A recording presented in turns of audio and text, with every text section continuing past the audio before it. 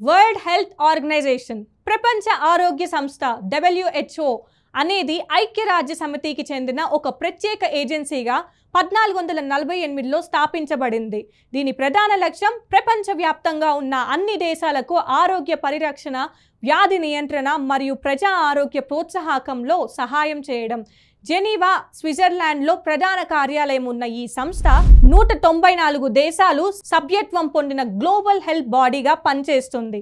దీని ప్రధాన కర్తవ్యాలు అంటే వివిధ దేశాల్లో వ్యాప్తి చెందే అంటువ్యాధులను గుర్తించడం, టీకాల రూపకల్పనలో మార్గదర్శకత్వం అవ్వడం, ఆరోగ్యానికి సంబంధించిన అత్యవసర పరిస్థితులలో తక్షణ సహాయం అందించడం, ప్రజలకు సరైన అవగాహన కల్పించడం, అలాగే పేద దేశాలకు సాంకేతిక సహాయం, ఆర్థిక సహాయం అందించడం వంటివి.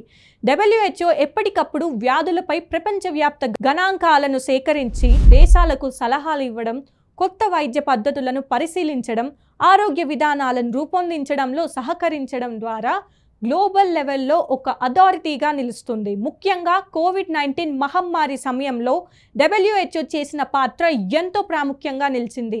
ఎందుకంటే ప్రపంచానికి ఒకే విధమైన మార్గదర్శకాలు ఇవ్వడం, టీకా అభివృద్ధికి సహాయం చేయడం, అవసరమైన మందులు, పరికరాలను సరఫరా చేయడంలో సమన్వయం కల్పించడం జరిగింది. అంతేకాకుండా WHO హెల్త్ ఫర్ ఆల్ అనే కాన్సెప్ట్ ద్వారా ప్రతి వ్యక్తికి ప్రాథమిక వైద్యం అందేలా కృషి చేస్తుంది. తద్వారా దేశాలు తమ ఆరోగ్య రంగాన్ని మరింత బలోపేతం చేసుకునే అవకాశాలు పొందుతున్నాయి. మొత్తం మీద WHO అనేది కేవలం ఒక సంస్థ కాదు, అంతర్జాతీయ సమాజం కోసం ఆరోగ్య రంగంలో ఆశ, మార్గదర్శకత్వం మరియు భరోసా కల్పించే ఒక ప్రధాన కేంద్రంగా చెప్పుకోవచ్చు.